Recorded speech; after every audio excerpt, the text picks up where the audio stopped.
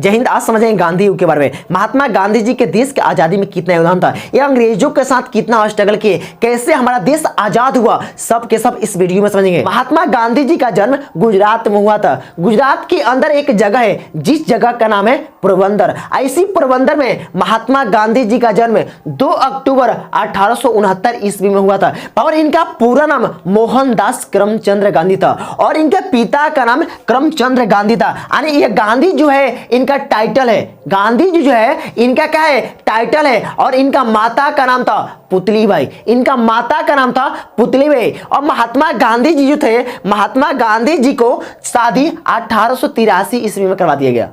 महात्मा गांधी जी का शादी 1883 ईस्वी में करवा दिया गया और 69 में जन्म लिए, 1869 में जन्म लिए और 83 में शादी करवा दिया गया। जिस लड़की से शादी कराया गया उनका नाम था कस्तूरबा गांधी, उनका नाम था कस्तूरबा गांधी। लेकिन यह कस्तूरबा गांधी के जो एज था 9.5 साल का था। 9.5 साल के एज में कस्तूरबा गांधी का शादी महात्मा गांधी जी से करा दिया गया।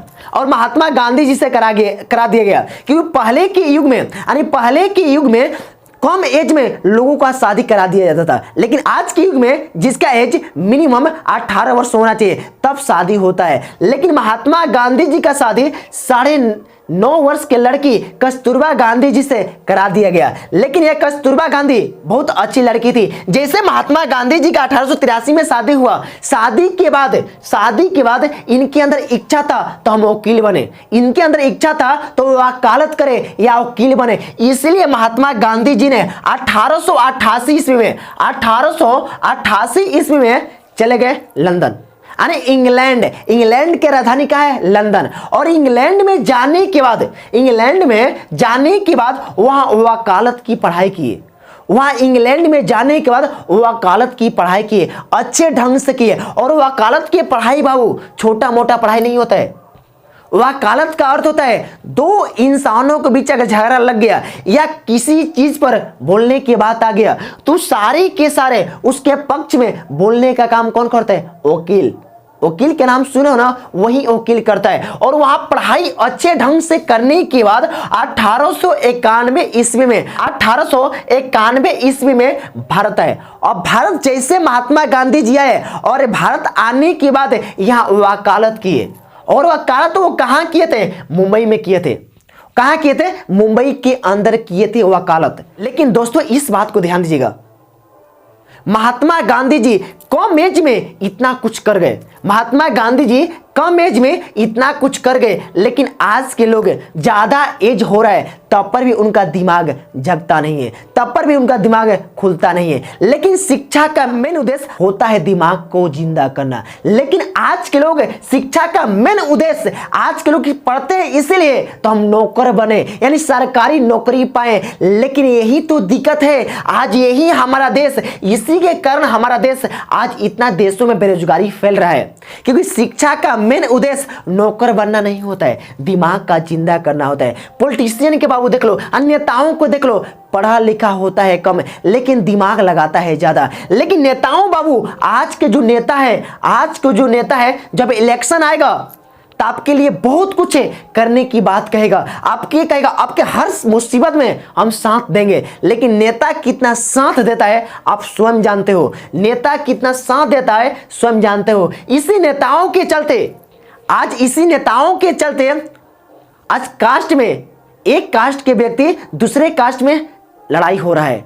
क्योंकि यही लड़ाई आज हमारे देश को बहुत नीचे गिरा रही है। यही लड़ाई आज हमारे देश को बहुत नीचे गिरा रही है। जितना लोगों ने जब हमारे देश को आजाद किया, यह सोच के नहीं किया तो आने वाला पीढ़ी, आने वाला जनरेशन कास्ट के अकॉर्डिंग लड़ेगा। इसी बात को तो ध्यान देना है। 1947 में देश तो आजाद हो गया लेकिन यहाँ के लोग अभी तक आजाद नहीं हुए। अब जितना बाबू हमारे लोग हैं देश के आजादी में योगदान दिए थे, ये कभी सोच के नहीं दिए थे तब यह कास्ट के इंसान है और यह कास्ट के इंसान है और आपस में लड़े। सारे लोग यह सोच के हमारे देश को आजाद करवाए थे तो हमारा देश एक हाली बहुत ज्यादा विकास करेगा। आज जैसे महात्मा गांधी जी ने 1888 1888 में गए इंग्लैंड पढ़ने के बाद और आए 1891 में। आने के बाद महात्मा गांधी जी ने 1893 ईस्वी में दादा भाई अब्दुल्ला का केस लड़ने दक्षिण अफ्रीका चले गए। दक्षिण अफ्रीका 1893 में जैसे गए वहां भारतीयों को यानी कल्ला और गोरा के भेदभाव हो रहा था। यानी भारतीय जो थे कल्ले थे और अंग्रेज कैसे थे, गोरे थे। अंग्रेजों ने भारतीय लोगों को इतना शोषण करता था, क्यों? क्योंकि काले के आधार पर अंग्रेजों ने इतना शोषण करता था, कहिए मत। मेन आपका चेहरा मायने नहीं रखता है, मेन आपका मायने क्या रखता है? व्यवहार। मेन क्या रखता है? व्यवहार। इसीलिए महात्मा गांधी जी ने जैसे गए साउथ अफ्रीका और जाने के बाद दादा अब्दुल्ला का केस लड़ना पड़ा और महात्मा गांधी जी को भी अंग्रेजों के सामने फेस करना पड़ा। किस चीज के? काले और गोरे के रंग के आधार पर महात्मा गांधी जी को भी साउथ अफ्रीका के अंदर यानी दक्षिण अफ्रीका के अंदर इनको भी फेस करना पड़ा अंग्रेजों के साथ। अंग्रेजों ये चाहते थे तब भारतीय लोगों को यहां से भगा दिया जाए और यहां भारतीय लोगों को अत्यधिक शोषण किया जाता था। इसलिए महात्मा गांधी जी ने वहां आंदोलन करना प्रारंभ किए। महात्मा गांधी जी का मेन एक ही बात कहना था, सत्य और अहिंसा पर रहेंगे तो किसी का औकात इतना नहीं है तो कोई टच करके चला जाए। बात होना चाहिए, एकदम फैक्ट होना चाहिए। जो भी बात महात्मा गांधी जी कहते थे, महात्मा गांधी जी का मेन कहने के उदाहरण था, कभी भी लड़ाई से कोई भी केस को सुलझाया नहीं जा सकता है, क्योंकि केस को सुलझाने के पीछे एक ही बात होता है, दो इंसानों के बीच, दो पार्टियों के बीच सुलझाव करना। आज जब तक सुलझाव नहीं होगा कभी भी किसी भी प्रकार का आप आंदोलन नहीं जीत पाएंगे। तो महात्मा गांधी जी गरम दिमाग के नहीं थे, इन नरम दल के थे, यानी एकदम बात को स्पष्ट बोलते थे, जिसके कारण अंग्रेजों के दिल पर चोट लगता था। और महात्मा गांधी जी बहुत सुनिए, ये कहां चले गए? दक्षिण अफ्रीका में, और इनका पत्नी कहां है? गुजरात में। और बात हो तो इनका मन लगेगा? नहीं लगेगा। इसीलिए महात्मा गांधी जी ने 1896 में आए और आने के बाद अपने पत्नी को कहां लेके चले गए? South Africa. कहां लेके चले गए? South Africa. और साउथ अफ्रीका जाने के बाद महात्मा गांधी जी के ऐसे 4 बेटे थे, यानी महात्मा गांधी जी के 4 पुत्र थे और इनका पुत्र का नाम है हरिलाल, मणिलाल, रामदास और देवदास था। इनका 4 पुत्र था और एक 5वां पुत्र था जिसे ज्यादा वो लगाव रखते थे, अरे मोहब्बत करते थे, लेकिन वो पुत्र डेथ कर गया, जिसके कारण उस पुत्र का चर्चा नहीं किया गया है। अब ये महात्मा गांधी जी जैसे वहां गए तुमको महात्मा गांधी ने वहां सबसे पहला अपने जो सत्याग्रह का प्रयोग किया थे, कहां किए थे? दक्षिण अफ्रीका में किए थे। लेकिन एक बात ध्यान दीजिएगा, जो गुजराती होता है इनका बिजनेस में दिमाग ज्यादा डेवलपमेंट होता है, कभी भी खराब पदार्थ को नहीं देता है, क्योंकि वो जानता है बिजनेस को कैसे बढ़ाया जाए। आज जब कोई इंसान को एक खलिया पे खराब पदार्थ दे दो, यानी खराब चीज दे दो, आपके दुकान पर कभी भी नहीं जाएगा। वो जानता है तब बिजनेस में एक नाफा होता है और बिजनेस के अंदर घाटा होता है, दोनों सहने की क्षमता होता है। जिस इंसान के अंदर नाफा और घाटा, लाभ और हानि सहने का क्षमता आ गया तो उस इंसान को नीचे से ऊपर उठने में कोई भी दिक्कत नहीं होगा, यानी ऊंचाइयों पर बढ़ने में किसी भी प्रकार का दिक्कत नहीं होगा। महात्मा गांधी इस बात को मानकर भारत लौट आते तो हमारा देश आज तक आजाद नहीं होता। लेकिन यही सारे के सारे सब चीज सबसे पहले साउथ अफ्रीका से सीख लिए, देश को कैसे आजाद कराना है, अंग्रेजों को देश से कैसे बाहर भगाना है, अंग्रेजों को देश से कैसे खदेड़ना है, सारे के सारे महात्मा गांधी जी दक्षिण अफ्रीका से सीख लिए। और वहां से महात्मा गांधी जी ने पहली बार 1901 ईस्वी में भारत आ गए। जैसे 1901 ईस्वी में महात्मा गांधी जी ने भारत आए, अब दोस्तों समझिए, अच्छा काम करेंगे तो लोग आपको हर जगह जोहेंगे, लेकिन जब आप अच्छा काम नहीं करोगे तो लोग आपको याद भी नहीं रखते। इसलिए महात्मा गांधी जी जैसे यहाँ आए 1901 में, आने के बाद वहां के लोगों ने उनके साथ अंग्रेजों ने और ज्यादा शोषण करने लगा। आज जैसे शोषण करने लगा तो महात्मा गांधी जी को एक लेटर विदा करने लगा, यानी महात्मा गांधी जी को लेटर विदा करने लगा, आप यहाँ आइए और आने के बाद यहाँ की स्थिति को, यानी भारतीय लोगों का स्थिति को सुधार कीजिए। आज जैसे महात्मा गांधी जी 1902 ईस्वी में कहां गए? 1902 ईस्वी में गए कहां? इंग्लैंड में। जाने के बाद, इंग्लैंड में जाने के बाद भारतीय लोगों को अंग्रेजों से आजाद कराए। लेकिन इस बात को ध्यान रखिएगा, महात्मा गांधी जी को ट्रेन से ढकेल दिया गया। क्योंकि काले के आधार पर महात्मा गांधी जी को ट्रेन से ढकेल दिया गया और ढकेलने के बाद महात्मा गांधी जी ने अंग्रेजों के खिलाफ आंदोलन किए। क्योंकि महात्मा गांधी जी वो वकील थे, और वकील छोटा मोटा नहीं होता है।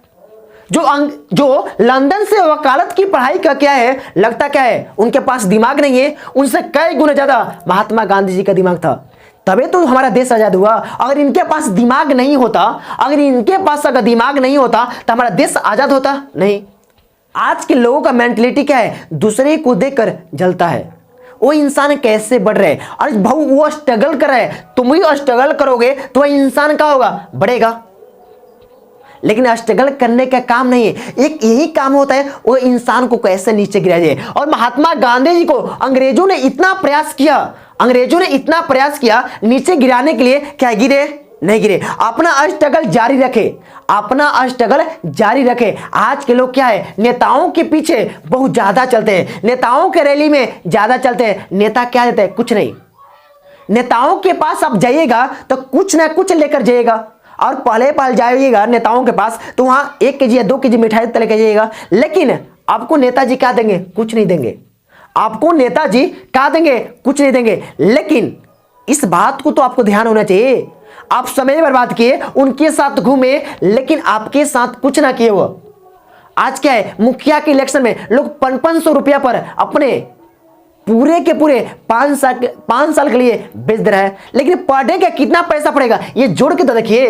अगर ये महात्मा गांधी जी ये सोचते तो अंग्रेज उस समय नहीं खरीद लेता, महात्मा गांधी जी को खरीद लेता, पैसा देकर अपने में मिला लेता। लेकिन इनका मेन एक ही बात था, इनका माइंड के अंदर एक ही बात चल रहा था, अंग्रेजों को बाहर से खदेड़ना है।